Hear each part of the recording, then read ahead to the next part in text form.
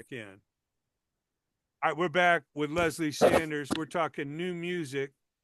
I see my brother Phil SOUSSAN collaborate with you. Of course, bass player, songwriter, producer, known for Ozzy Osbourne, Vince Neil Band, Last in Line, Big Noise, also working with Dokken, Toto, all that.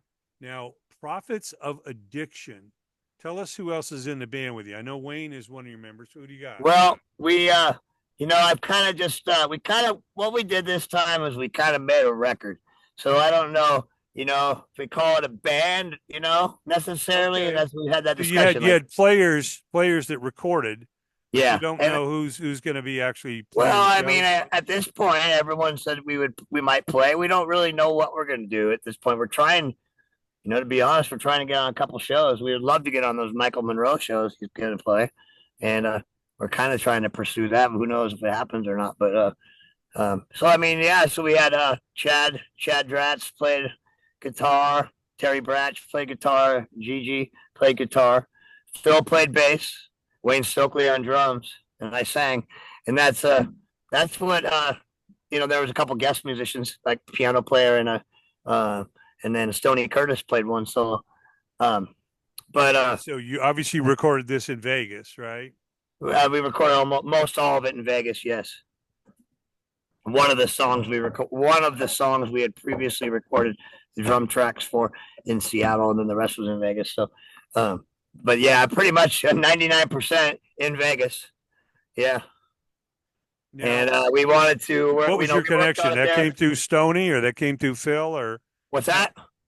how did it all happen? Why Vegas and Oh, why because these of guys? Phil. Because of Okay, Phil. okay, Because Phil and I have worked together lots of times since the '90s on some recordings, and he's done other things.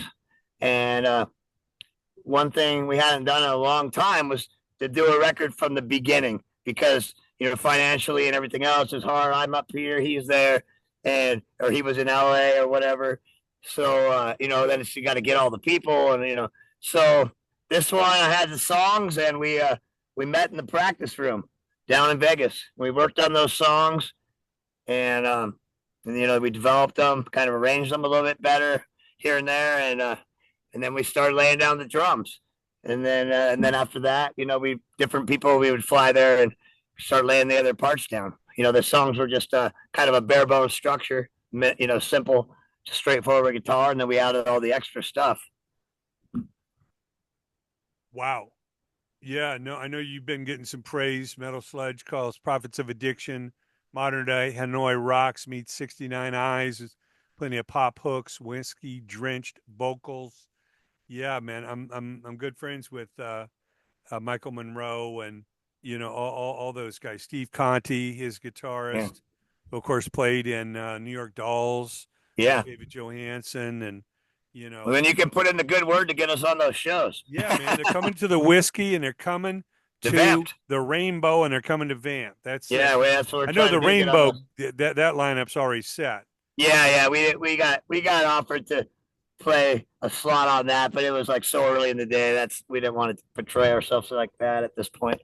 Yeah, no, last time I saw Michael Monroe at the whiskey in fucking stiletto heels, that dude climbed up the wall and across the walls and ended up in the back balcony of the whiskey with Huh. his mic singing and somehow Uh, made it back. I mean, you probably heard he just fell in London yeah, and I heard he broke a broke his couple ribs or ribs. something. Yeah, Yeah, he's laid up for like 6 weeks right now. So yeah, that dude is amazing, man. I was wondering about that broken ribs. I broke my ribs a bunch of times lately racing BMX, and I still raced. So I'm like, hey, why can't you sing? Yeah. Well, he's definitely a rock star. That's for sure. Yeah, I remember last time he played the whiskey. I'm like, man, this dude is the real deal. You know what I mean? And yeah, and and I know when you were down here on the Sunset Strip, you were the real deal. But you saw a bunch of posers. You saw a bunch of people that thought hairspray and lipstick was going to get them in the Rock and Roll Hall of Fame. It's not that easy. no, not at all. That's I for mean, sure. I've always still tried to search for that perfect sound, but it's kind of the elusive perfect feeling, but Yeah.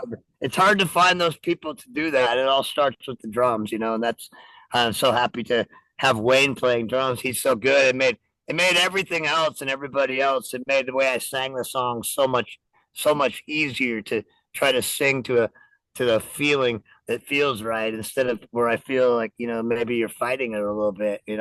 So everything just came together so much better on this record. Well, you got songs like Flavor of the Danger, Let's Get High, Slipping Away, Walk the World, Superhero, Wasted Tears, Hollywood, Last One to Bar, Take Me to Your Leader. Is that Maggie May? Is that a cover? Yeah, You do the that's Rod the, Stewart that's the Rod song? Stewart song. Yeah. What are your favorite tracks? What are the standouts on this record for you? Well, I can't. I don't really have favorite songs because I wrote the most of it, the majority of it all. But like there's two one that are for people that are no longer with us. Slipping Away is about my stepdad, who was like my dad, and that was about his battle with cancer, and I was with him till the end, and what Okay. we kind of did and stuff. And then then there's another one. I can't for some reason I can't even think of the name of it right now. I got all emotional thinking Well, about we're my talking dad. about Flavor, Let's Get High, Walk the World, Superhero, I Want You to Know, I Hollywood. want you to know that's about Okay. another one of our friends. That's about a friend that recently had passed away. He passed away during the time of writing this record, and that song just it didn't have lyrics yet. So that's what I wrote that about our friend Dave, and he had a suddenly he just suddenly passed away. He was young and healthy, it seemed like, and next thing you know, he had some kind of situation. He ended up in the hospital, and then they never kind of snapped out of that. Wow. So that song was for him. I want you to know. So does Phil have a studio, or did you use the Stony Curtis studio over we there? we use we use the Desert Moon, I believe it's called, Yeah, which is the count. The the counts. count. Yeah, it's Yeah. his studio, and Stony I think runs it. But we use that for all the drums and some of the rhythm guitar and that kind of stuff. And then we went over to Phil's home studio to do all the overdubs and everything. Okay. All the vocals, all that, extra stuff. Yeah. Well, I know Phil's got kind words for you guys. You got the video out there, him praising working with you. And Phil, of course, wrote "Shot in the Dark," one of Ozzy's big Yeah, it hits. might be. It might be. I'm not sure at this point, but it might be Ozzy's biggest song, biggest commercial song. Yeah, it might be, but I tell you, Randy Rhoads and fucking Crazy Train gets played at every football game and stadium in the world, man. Yeah, That's you hear those chords. yeah, But yeah, no, it was an amazing time. The original Quiet Riot. I just talked to Kelly Garney. I talked to Rudy Sarzo. Day after tomorrow is Randy Rhoads' 68th birthday. So oh we're all wow. celebrating Randy, man. That dude was amazing. And Yeah, Randy was the young guy, and he's already 68. Yeah, he's 68. You that's know, crazy. Yeah. I've talked to Randy's brother Kelly, and he Uh-huh. said he took him as a youngster to see the original Alice Cooper group at the Long Uh-huh. Beach Arena, Uh-huh. and then took him to see David Bowie, the Ziggy Stardust and Spiders from Mars with Ronson at the Santa Monica Civic, and he said those two shows changed his life. Randy Rhoads, once he saw the original Alice Cooper and fucking Bowie doing Ziggy, he said he started looking and dressing like Mick Ronson. He started really going for the guitar, and the rest is history, man. I mean, that early Quiet Riot, you couldn't quite hear the whole promise, but Right. once Ozzy said, "Yeah, I want you in my band," he and Bob Daisley, they wrote those first two albums, Blizzard of Yeah. Oz and Diary of a Madman. That's all Randy and Bob. Yeah. So yeah, hats off to Phil for coming in there on the fourth album with Jakey Lee. Jake, as we know, got shot over in Vegas, Yeah. recovering, trying to shoo off some thieves from his neighbor's motorcycle. Uh-huh. Kind of crazy. Now, how long you been doing this BMX thing? Well, I did it when I did it in the 80s. I did it in the 80s. I did it like 1980 to like through like 85 or 86. That's what then of course I wanted to get more into music, but During COVID, once COVID was over, once my dad passed away from, I put everything aside to help my dad. So it'd been a year or two, and you know, and I hadn't done anything because I canceled all my tours and everything else. And then I just when COVID, just after that, I had to get my mom back surgery and help her. And then I started to play some music again, and that's when COVID hit. And all of a sudden now it's like everything's closed down. So 6 months goes by, and I'm thinking like I got to do something. I'm going crazy here, and and that's when I said, I know what I'll do. I'll get back into racing BMX. And that's like first time I went to the track, I broke my wrist, and then I kept getting hurt, and I just kept going. You So got to compete with all these youngsters, huh? no, you race people your own age, is but it? I'm They racing got at the age groups? national level now. So I'm still racing a bunch of those guys that were in the magazines, and they were all famous back in the '80s. They're still my age, so I race those guys. And there's a lot of really fast guys, but I'm getting faster and faster, I guess. Well, that's crazy, man.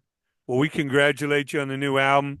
Love talking about the Northwest with you. I miss those days going to shows in Seattle, going to shows in Vancouver, and yeah, the Sunset Strip, man. Those of us that knew it and lived it, man, we got stories for days. I mean, Oh yeah, yeah, it was.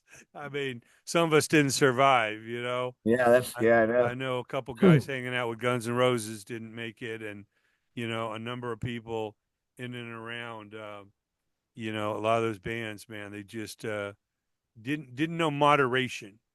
Yeah, It's these days the main party is on stage. Back yeah, it back seems then that there was way. way too much partying off stage. But Yeah, you know, I well, guess that was part our of the situation, though. that's it. Our special guest has been Leslie Sanders, Prophets of Addiction. Should we be talking to Wayne too? Does Wayne got some stories? Yeah, maybe if you want to talk to him, but I don't know what way it is right now. No, no, I don't mean now. I just Oh, mean, oh yeah, Brandbold yeah. offered you and Wayne. I'm like, should we be talking to Wayne too? Because I'll Yeah, you can request it. talk to Wayne. Wayne will be better to talk about the songs and stuff because he can talk about the songs better than I can. It's hard for me to talk about the songs because I wrote Okay. them. So he's in there as the writer, the drummer, kind of the No, I mean I arranger. wrote the songs. He played the drums. Okay. But I mean is he can talk about the songs from a perspective that I can't, because I wrote them. So I got you it. know, Well, we might be featuring Wayne coming up. So, cool. Man, man, I'm freezing Leslie, out here in the I'm soaking. It's like 32 degrees out here. Can you man, see the look at smoke? this shit. It's not Cali, that's for sure. Yeah, I know.